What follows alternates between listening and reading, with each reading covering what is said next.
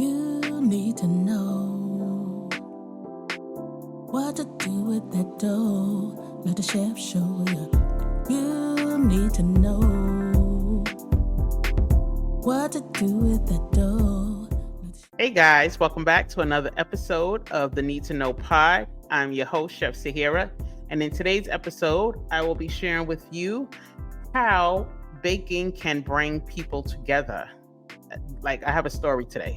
Today is story time, and I just want to share with you how I would just say food brings people together in terms of how I think food is the international love language.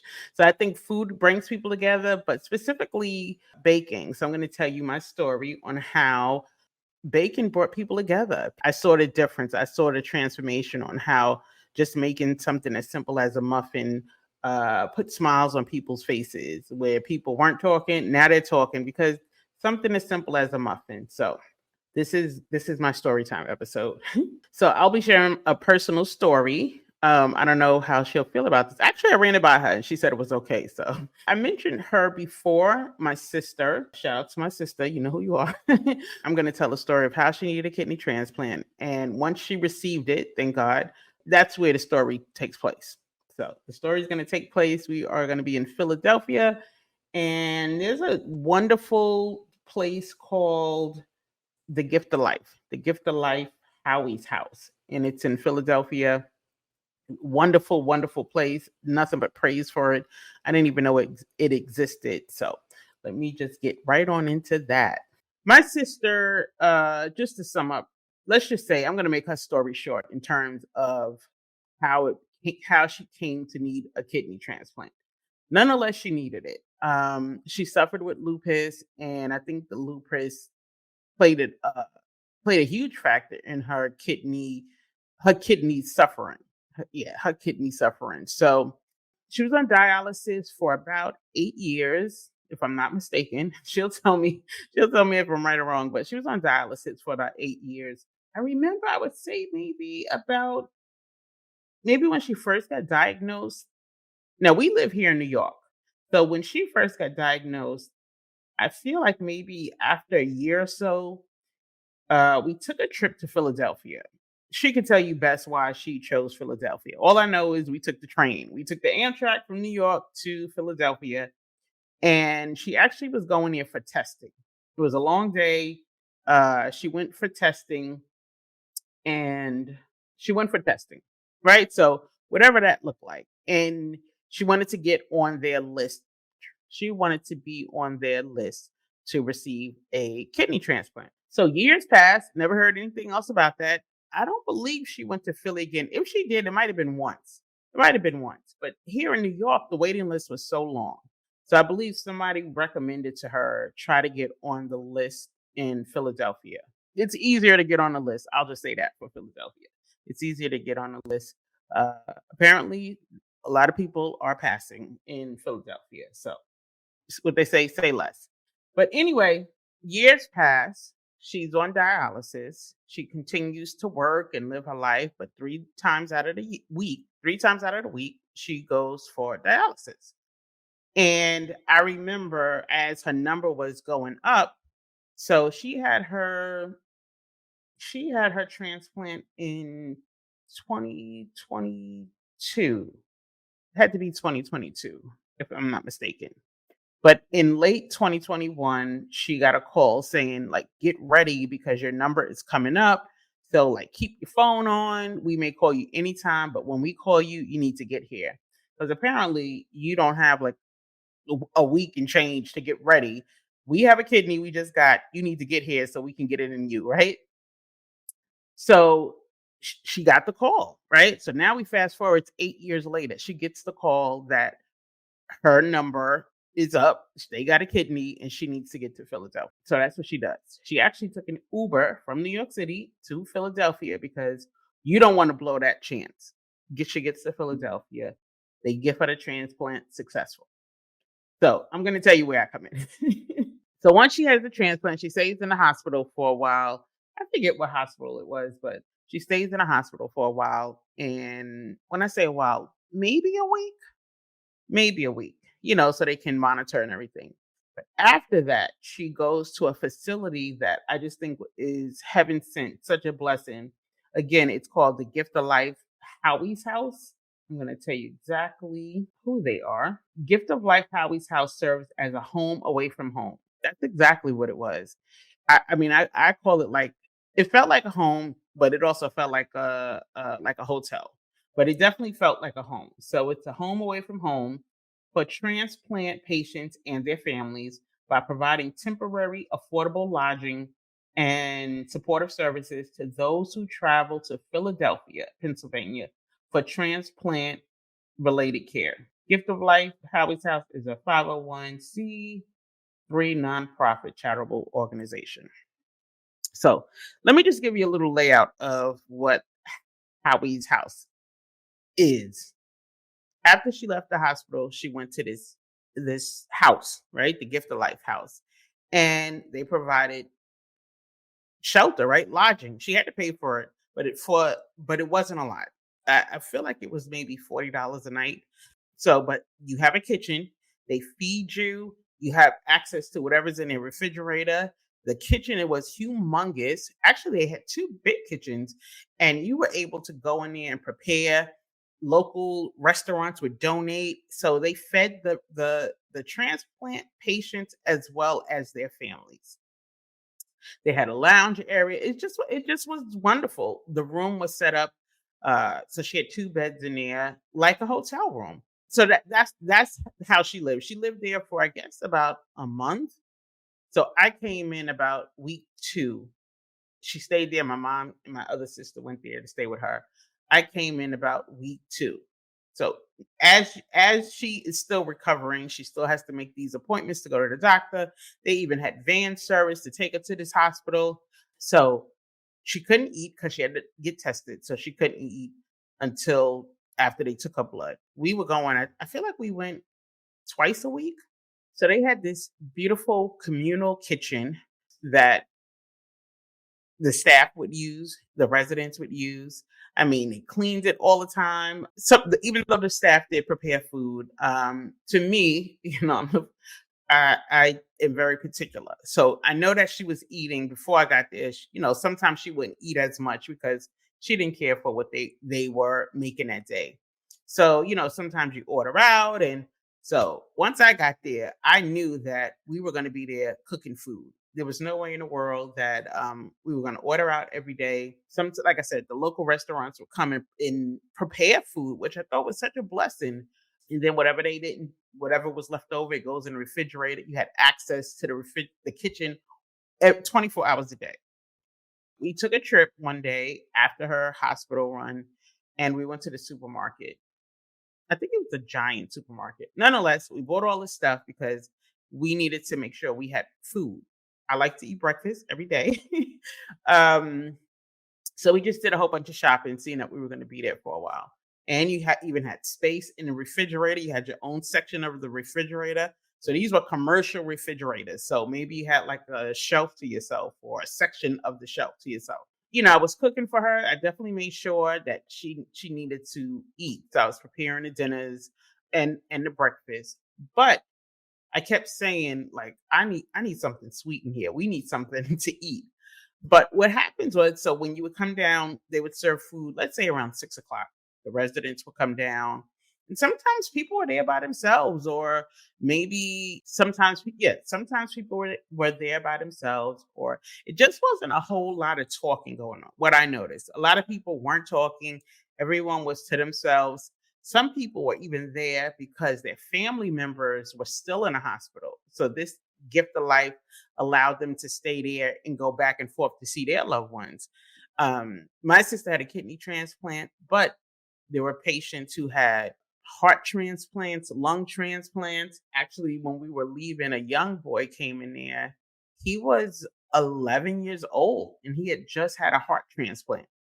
I'm about to die. I just was just so emotional seeing this guy, and he came in there with his older brother. That's a whole nother story. But so back to the muffins, right? So as we stayed there for about a week or so, maybe like the second week, and like I said, as you come down to dinner, people aren't really talking. Uh, People are just trying to be well. People are just trying to be well. But I did notice that my sister was getting better with each passing day.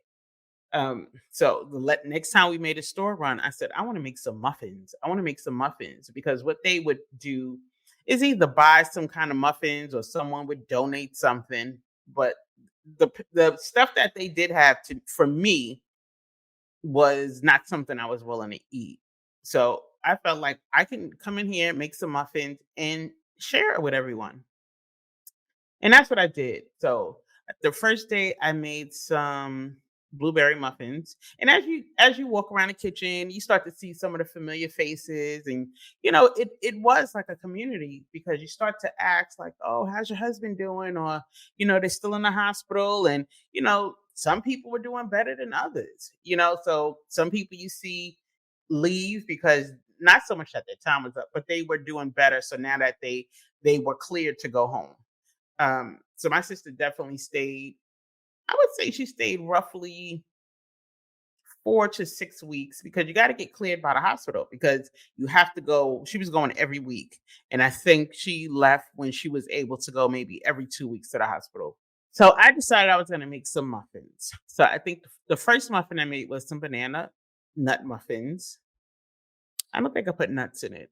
I gotta double check. Because most times I won't make a muffin if I don't know people have a nut allergy.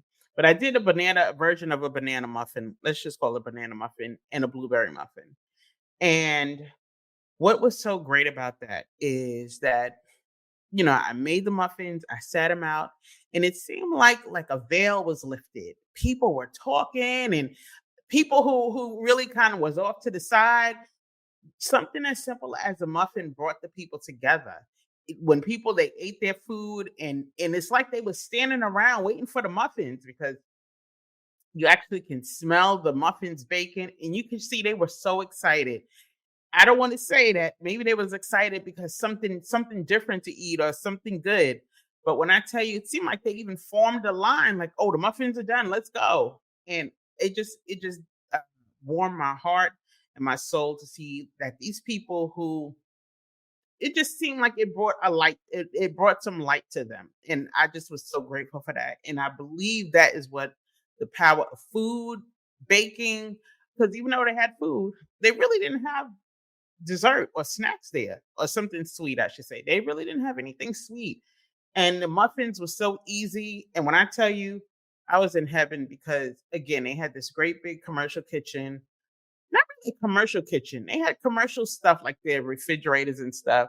But the kitchen was a nice kitchen. I wouldn't say it looked like a commercial kitchen because it didn't. It didn't. But they made it so that it was comfortable and very easy to use their facilities. But what they did have was everything that I say you should have as a baker. So they had muffin pans, they had a spatula, they had baking cups. And for me, when I go and want to bake someplace, I'm always figuring out, first of all, muffins is one of the easiest things you can make if you have a muffin pan. But muffins are very simple, so it doesn't require that you have a mixer or a lot of great equipment. But you do need a mixer. You do need a muffin pan. I whipped up those muffins, and I'm telling you, people. One lady in particular, she was just really quiet. I believe maybe her son was there. She didn't talk too much, but I'm telling you, those muffins, people were talking. It just made all the difference in the world. And once I saw that, I left some muffins as we left. I made the blueberry muffins, and they even had aprons. For those of you who will watch this on YouTube, I'll show you. I'll try to find that picture of myself with the muffins in the apron. But it just was very emotional. It was just very emotional for me, for people who, being there for a week, seeing people who just weren't really smiling. They just were. They needed something to lift their spirits up. Everybody kind of had the same look, just trying to survive, trying to make it, praying for their loved ones. And that was it. But so I do believe I've seen it, like I said, I've seen it firsthand how the power of food, something as simple as muffins brought everybody together. Just the workers and people were talking about it. They were talking about these muffins that were so easy to make. that was the thing that brought people together, muffins. So that was my story. That's my story time. And for the record, my sister is, I think January should be her third year, her transplant versary, and she is doing well. So God is good. So I say all that to say, when I think about it, just the time that it took, she was on dialysis for 8 years. So, like I said, she is doing well and she ate good. She had her sister there, but I was making sure she ate good because certain things, specifically like liver, I made liver because she needed to get her iron up, and just so she can eat. She needed to eat. She certain things she couldn't have. So it just was a really trying time, but I'm glad I was able to be there for her to help her along her recovery journey, yeah, so I'm glad I was there to be able to support her during that journey. But also, again, muffins is one of the easiest things that you can make. I will say that just spending that time with her, I realized that as adults, yeah, I grew up with her, but as adults, I don't think I ever spent the night with her. So it was a little interesting, kind of like us rebonding. It was like us bonding all over again because there was things that, you know, I learned about her, and I'm sure she learned about me. We can speak on the phone all the time, but you don't necessarily stay in the same space with your sibling for weeks at a time. So you do learn you do learn about them. You do learn things. You learn idiosyncrasies, like what they like, what they don't like, or oh, so that's what you do, So, but anyway, so that was really that was a nice time for us to kind of bond. As well as, we had a routine in the morning. We go down and make our coffee. They had a coffee machine. The coffee was decent. It was decent. We would have our coffee. I would make the breakfast, and so it was nice. It was nice. I really, really I can't say enough about the gift of life. It just really was a special place, and I'm grateful they provided a service like that because how would we go back and forth to Philly from New York? That it would be too stressful. It just was something. So if anybody who I would say in the New York area, actually, my sister had a friend who was in need of a transplant. She also was on dialysis. And my sister referred her to that place. That lady got her transplant a year. Within a year. New York's waiting list for a transplant is outrageous. Outrageous. I actually had a girlfriend who years ago, I don't know if Pennsylvania has dibs on transplants, but years ago in the 90s, she needed a kidney transplant. She lived here in New York and she went to Pittsburgh, Pennsylvania to receive her transplant. So it started out as just me deciding to make some muffins in the kitchen. I love being in different kitchens, but what started out as me just making some muffins, something as simple as mixing. I always say, right, muffins are really the easiest thing to make. You mix your dry ingredients with your wet ingredients, boom, you got a muffin. You determine what you want to put in there. That's as easy as it gets. But something as simple as that sugar, flour, maybe an egg or two, and they had everything. I did have to buy the blueberries though, the blueberries and the bananas, but they had everything for the most part, and it just really made a difference. So that is my inspiration for this episode, and that just concludes.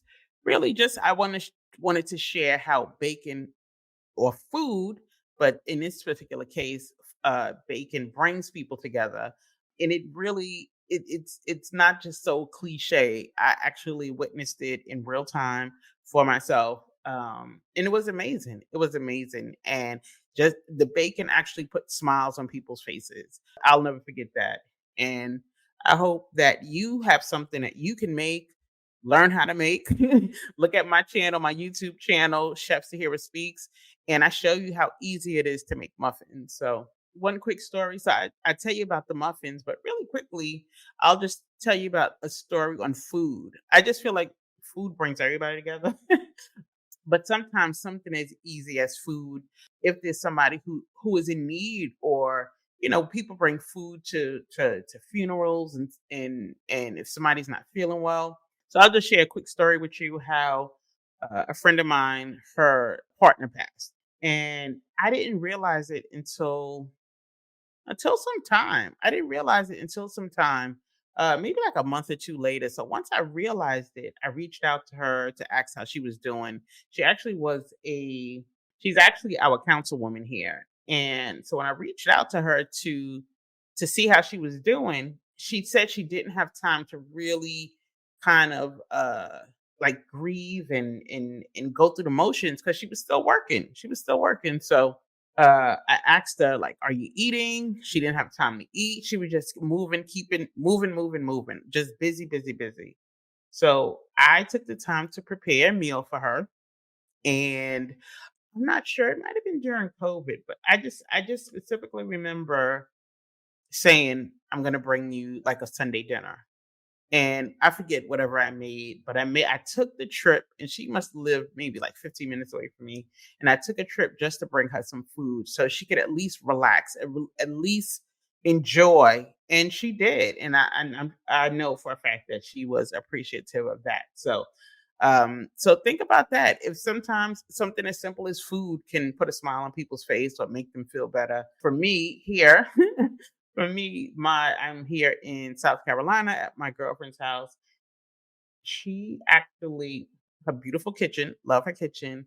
So I've been playing in her kitchen all day, every day, and it's so easy. She can cook, but she really doesn't. So she is loving the fact that I'm in here making breakfast, lunch, dinner, snacks. So I'm trying to figure out what I'm going to make here today. But food definitely brings people together. So I'm going to end it here. But that is it. That concludes this episode of Need to Know Pod. Thanks for listening to this special episode of Need to Know Pod with me, Chef Sahara, the storytime version. And if you have a story about how bacon has brought people together in your life, I would love to hear about it. You can share it with me on any one of my social media platforms, or email me at needtoknowpod@gmail.com. Also, we don't have a baking question today. Feel free to submit your baking questions that I can answer for you. Again, needtoknowpod@gmail.com. So feel free to share some of your baking stories with me. Share how that has helped you, helped someone else out, brought people together. And you can just tag me at Chef Sahara Speaks or Need to Know Pod on YouTube.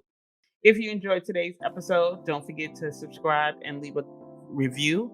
Rate this podcast, share, tell everybody that they need to know about Need to Know Pod. And let's keep baking and connecting one recipe at a time. So like always, thanks for listening, and I'll see you in the next episode.